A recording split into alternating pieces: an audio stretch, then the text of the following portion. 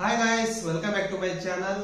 ನಾನು ಕನ್ನಡದಲ್ಲಿ ಕಾನೂನು ವಿಷಯಗಳ ಬಗ್ಗೆ ಸಂಪೂರ್ಣವಾಗಿ ಮಾಹಿತಿಯನ್ನು ನೀಡ್ತಾ ಹೋಗ್ತೀನಿ. ಪ್ರತಿಯೊಂದು ದಿನ ಪ್ರತಿಯೊಂದು ಟಾಪಿಕ್ ಅನ್ನು ತೆಗೆದುಕೊಂಡು ನಿಮ್ಗೆ ಸಂಪೂರ್ಣವಾಗಿ ವಿವರಣೆ ಕೊಡ್ತಾ ಹೋಗ್ತೀನಿ. ಇವತ್ತಿನ ದಿನ ಏನ್ ಟಾಪಿಕ್ ಅಪ್ಪ ಅಂತಂದ್ರೆ, ನೀವು ಎಕ್ಸಾಮ್ ಅಲ್ಲಿ ಯಾವ ರೀತಿಯಾಗಿ ಬರೀಬೇಕು ನೀವು ಅನ್ನೋದನ್ನ ನಾನು ಫುಲ್ ಡೀಟೇಲ್ ಆಗಿ ಈ ಒಂದು ವಿಡಿಯೋದಲ್ಲಿ ತಿಳಿಸ್ಕೊಡ್ತೀನಿ.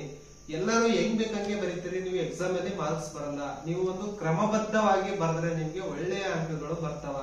ಯಾವ ರೀತಿಯಾಗಿ ಬರೀಬೇಕು ಅಂತಂದ್ರೆ ನಾನು ಈ ಒಂದು ವಿಡಿಯೋದಲ್ಲಿ ಫುಲ್ ಡೀಟೇಲ್ ಆಗಿ ಹೇಳ್ಕೊಡ್ತೀನಿ, ಬನ್ನಿ.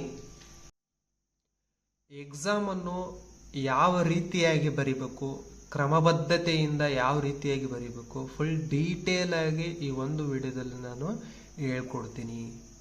ಕ್ವಶನ್: ಭಾರತ ಸಂವಿಧಾನದ ಲಕ್ಷಣಗಳನ್ನು ವಿವರಿಸಂತೇಳಿ ಕೊಡ್ತಾನವ.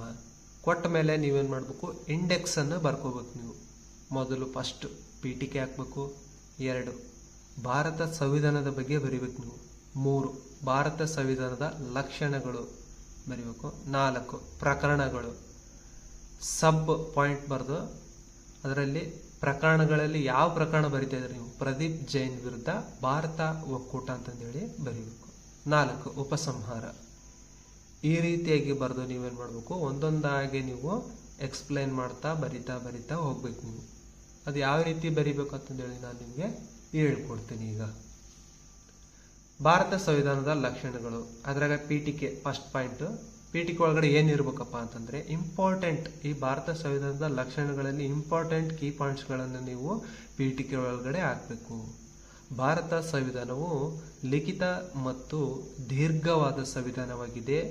25 ಭಾಗಗಳು, 448 ಆರ್ಟಿಕಲ್ಗಳು ಮತ್ತು 12 ಶೆಡ್ಯೂಲ್ಗಳನ್ನು ಹೊಂದಿ ನಮ್ಮ ಭಾರತ ಸಂವಿಧಾನವು ಬೃಹತ್ ಸಂವಿಧಾನವಾಗಿದೆ. ಈ ಪೀಠಿಕೆ 3 ರಿಂದ 5 ಲೈನ್ಗಳ ಒಳಗಡೆ ಬರಿಬೇಕು. ನೀವು ಜಾಸ್ತಿ ಬರೆದ್ರೆ ಯೂಸ್ ಇಲ್ಲ. ಎಷ್ಟು ಇಂಪಾರ್ಟೆಂಟ್ ಪಾಯಿಂಟ್ಸ್ ಇದಾವೆ ಅಷ್ಟೇ ಬರಿಬೇಕು. ನೀವು ಉದ್ದಕ್ಕೆ ಬರ್ಕೊಂತ ಹೋದ್ರೆ ಅವ್ರು ಮಾರ್ಕ್ಸ್ ಕೊಡಲ್ಲ ನಿಮಗೆ. ನೆಕ್ಸ್ಟ್, ಭಾರತ ಸಂವಿಧಾನದ ಲಕ್ಷಣಗಳು ಅಂತಂದೇಳಿ ನಾನು ಹೆಡ್ಡಿಂಗ್ ಹಾಕ್ಬಿಟ್ಟು ಇಲ್ಲಿ ಹಲವಾರು ಪಾಯಿಂಟ್ಸ್ಗಳನ್ನು ನಾನು ಇಲ್ಲಿ ಹಾಕಿದ್ದೀನಿ. ನೀವು ಇದೇ ರೀತಿಯಾಗಿ ಹಾಕ್ಬೇಕು.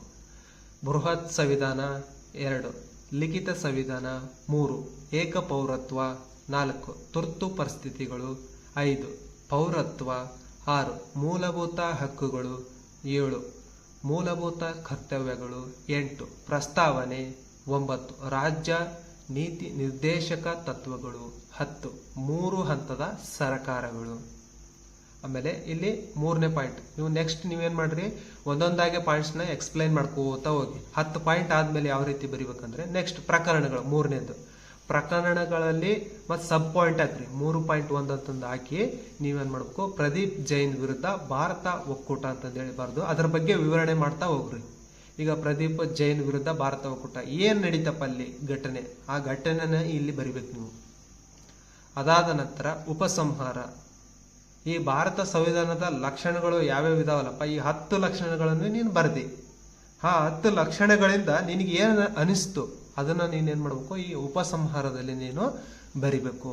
ಈ ಭಾರತ ಸಂವಿಧಾನ ಬೇರೆ ಸಂವಿಧಾನಕ್ಕೆ ಹೋಲಿಸಿದ್ರೆ ಬೃಹತ್ ಸಂವಿಧಾನವಾಗಿದೆ, ಇದು ಸರಳವಾಗಿ ಮತ್ತು ಸ್ಪಷ್ಟವಾಗಿದೆ, ಮತ್ತು ಇದು ಒಂದು ಲಿಖಿತ ಸಂವಿಧಾನವಾಗಿದೆ ಅಂತಂದೇಳಿ ಫುಲ್ ಡೀಟೇಲ್ ಆಗಿ ನೀವೇನ್ ಮಾಡ್ರಿ, ಒಂದು 3 ರಿಂದ 5 ಲೈನ್ ಒಳಗಡೆ ನೀವೇನ್ ಮಾಡ್ಬೇಕು, ಉಪಸಂಹಾರ ಬರಿಬೇಕು.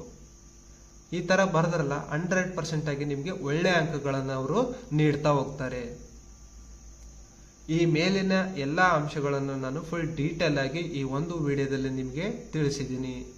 ಇದು ಒಂದು ನಿಮಗೆ ಉಪಯುಕ್ತ ಮಾಹಿತಿಯನ್ನು ನೀಡಿದ್ದರೆ ನೀವೆಲ್ಲರೂ ಕೂಡ ಈ ವಿಡಿಯೋವನ್ನು ನಿಮ್ಮ ಸ್ನೇಹಿತರಿಗೆ ಶೇರ್ ಮಾಡಿ, ಲೈಕ್ ಮಾಡಿ, ಹಾಗೆ ನನ್ನ ಚಾನಲ್ ಅನ್ನು ಸಬ್ಸ್ಕ್ರೈಬ್ ಆಗೋದನ್ನು ಮಾತ್ರ ಮರಿಬೇಡಿ. ಆದಷ್ಟು ಬೇಗ ಎಲ್ಲರಿಗೂ ಶೇರ್ ಮಾಡಿ. ಧನ್ಯವಾದಗಳು.